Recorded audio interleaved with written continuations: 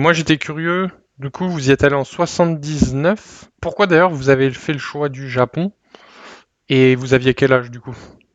Vous avez quel âge? Ça, c'est Non, non, non, difficile à non. vous dire. Vous aviez quel âge en 79? Bah, au moment du Japon, quand vous faites le choix d'aller vous implanter au Japon. Non, je suis allée au Japon parce que je me suis mariée avec un Japonais, c'est tout. D'accord, ok. Ça n'a rien à voir. Je veux dire, j'étais pas particulièrement adepte du Japon. D'accord. Et d'ailleurs, je suis venue au départ pour un an pour voir, parce que plutôt que de travailler, j'ai dit, bon, je vais me payer un an de vacances au Japon. Hmm. Et ben, ce qui s'est passé, c'est que je suis tombée amoureuse de la langue, amoureuse du pays. Donc, ben, je reste un an de plus, je reste un an de plus. Et puis maintenant, bon, ça fait 40 ans que j'y suis. Voilà.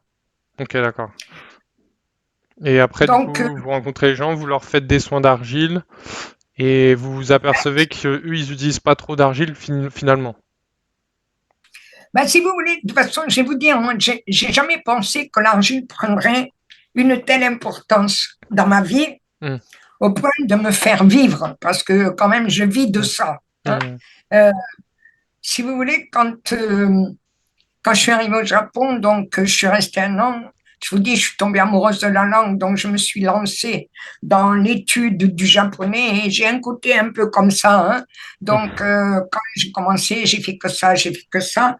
Au bout de 4 ans, j'étais quand même capable d'être interprète français-japonais. Donc, j'ai été interprète français-japonais pendant au moins plus de 12 ans. Hmm.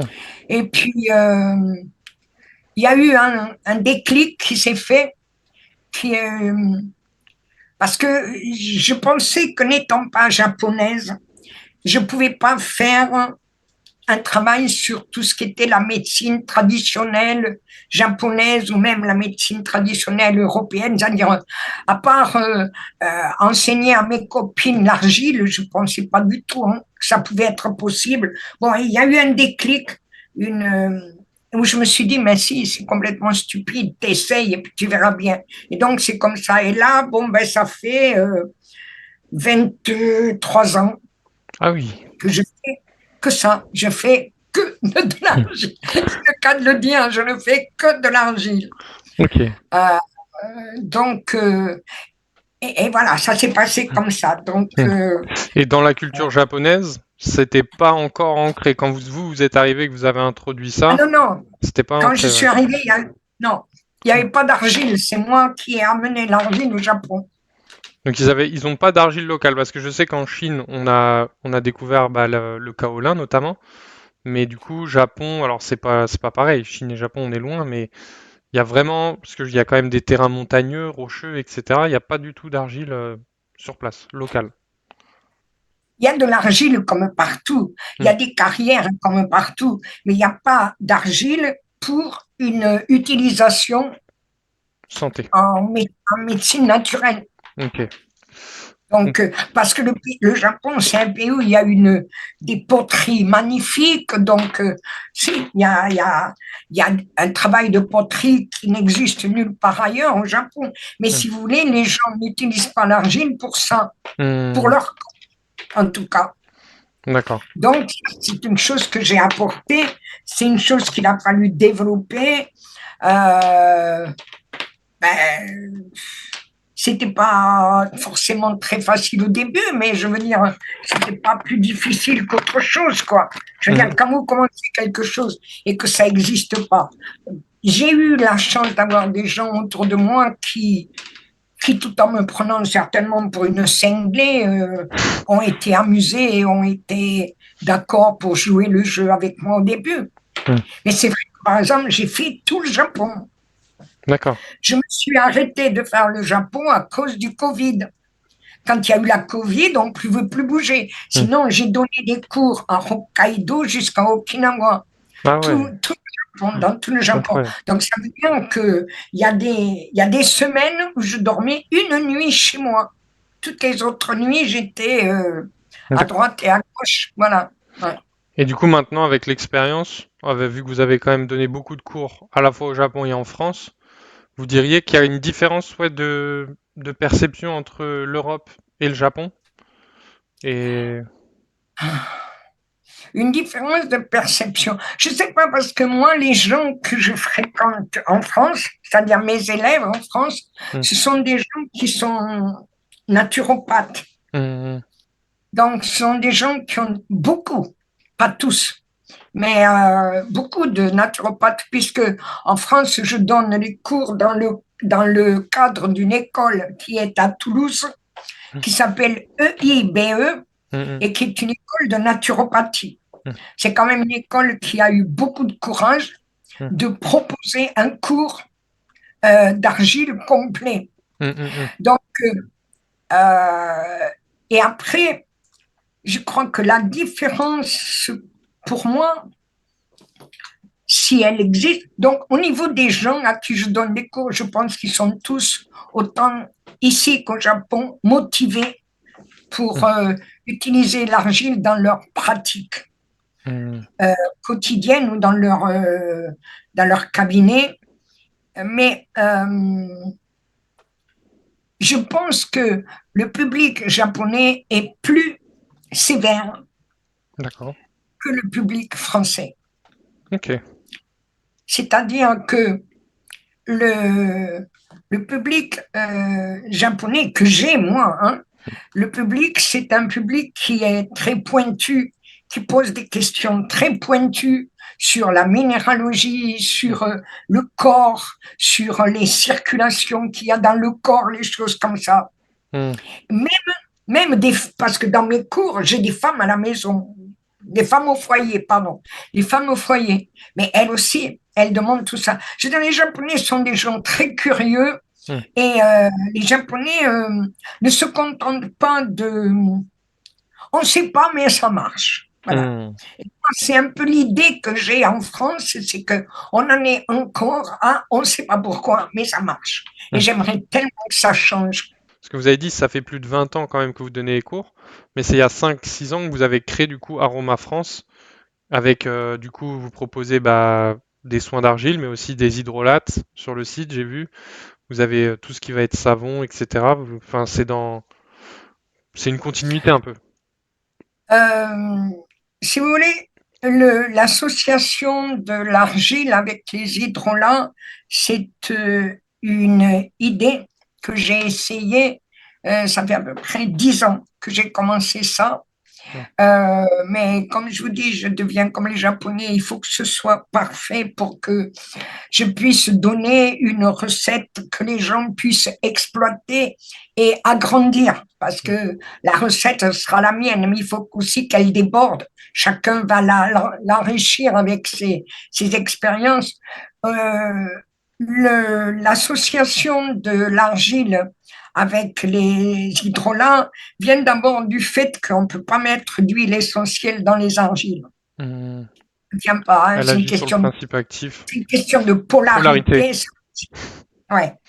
Mais je me suis demandé, est-ce qu'il n'y aurait quand même pas un moyen, justement, pour tout ce qui pouvait être soin du visage, des choses comme ça. Au départ, c'était ça, du visage, d'avoir une odeur Hmm. qui aide, en plus de l'argile, à la décontraction, à au déstress. Hmm. Et donc, c'est là que j'ai commencé à penser aux, aux hydrolats.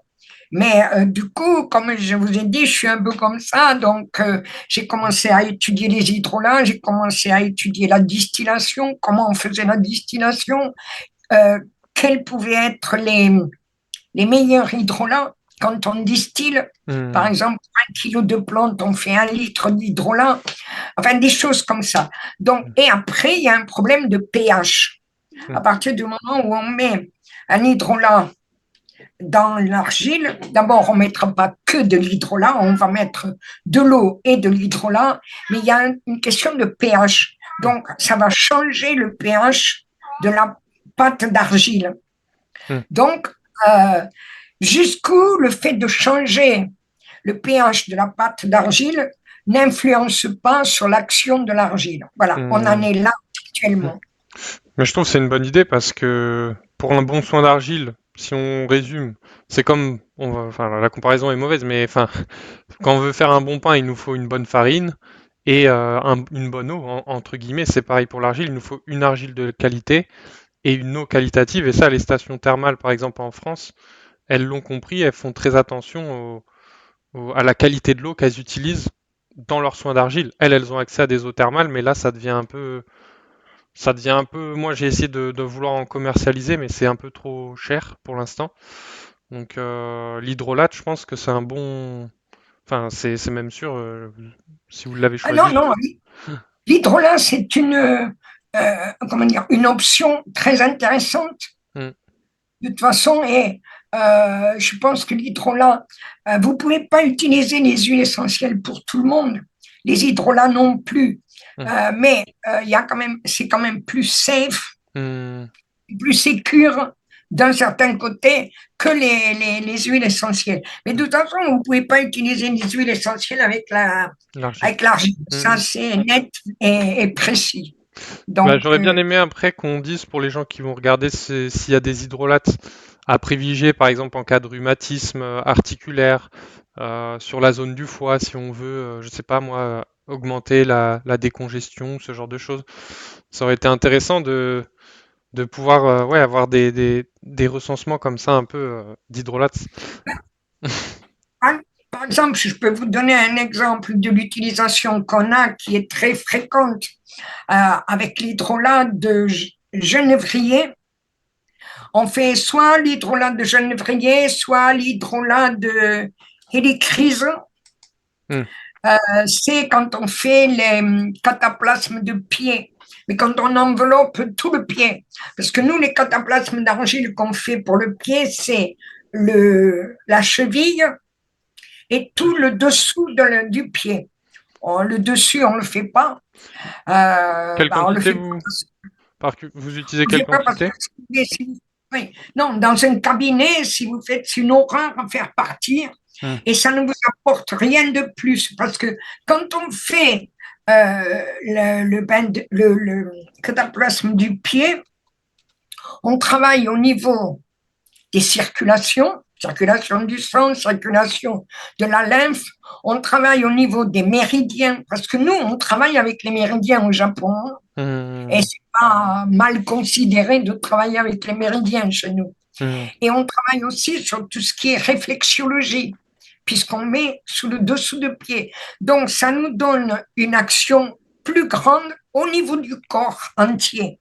hmm, Et dans ces cas-là, on met du genévrier parce que le genévrier aide à la détoxification. Donc déjà, la plante des pieds, c'est un endroit où il y a beaucoup de détoxification qui se passe. hmm. Donc si en plus on rajoute du genévrier, on se retrouve avec une détoxification plus intéressante. Je vous Hmm. raconte une anecdote, si on a le temps et si ça vous Ouais. Ah bah intéresse. oui, complètement. On fait, il y a, je sais pas, je crois que c'est 10 ans, donc on était en train de faire des exercices, de faire cataplasme des pieds. Il y a une fille qui a dû partir plus vite. Alors j'ai dit, ben, t'inquiète pas, moi je vais l'enlever l'argile. Hmm, Parce que normalement, elles enlèvent l'argile, c'est ça l'exercice. Et donc j'ai commencé à enlever l'argile et ça avait une odeur sucrée, hmm, une odeur de sucrée, mais comment dire, une odeur fabriquée, pas du tout naturelle, de fleurs. Et je me suis dit, mais cette odeur, qu'est-ce que c'est cette odeur? Qu'est-ce que c'est cette odeur? Alors dans ma tête, hmm. j'en ai passé des odeurs, des odeurs, des odeurs. Et tout d'un coup, je suis tombée, c'est sur, comment on appelle ça en français? Un assouplissant. Vous savez qu'on Hmm. met dans les machines à laver l'assouplissant. Et quand j'ai pensé l'assouplissant, ça fait tilt. Alors j'ai demandé à la fille, j'ai dit, tu utilises de l'assouplissant? Elle me dit oui. J'ai dit, mais tu en utilises aussi pour tes dessous, tes culottes, Hmm. tes soutiens-gorge. Elle me dit oui pour tout. Ben, j'ai dit, il faudrait mieux que tu arrêtes parce que là, ton corps, il est en train de dire qu'il n'en peut plus. Parce que Hmm. pour qu'on le retrouve dans l'argile avec un cataplasme d'argile de 15 minutes, c'est Hmm. qu'il faut vraiment que la nana, elle en ait plein. Hmm. Et donc, du fait qu'on avait mis aussi le juniper, ça a fait encore plus sortir tout ça. D'accord. Voilà. Ça a vraiment un effet d'améliorer entre guillemets le soin, Ah clairement. oui. Bah, j'espère que je vais Et pouvoir là, en proposer avec Anteos. Si vous ouais. importez pas au Japon, je vais devoir me renseigner un peu sur comment. Parce que vos produits, du coup, ils sont accessibles au Japon pour l'instant. Ben, on en parlera après. Ok, On en parlera plus tard. ça marche.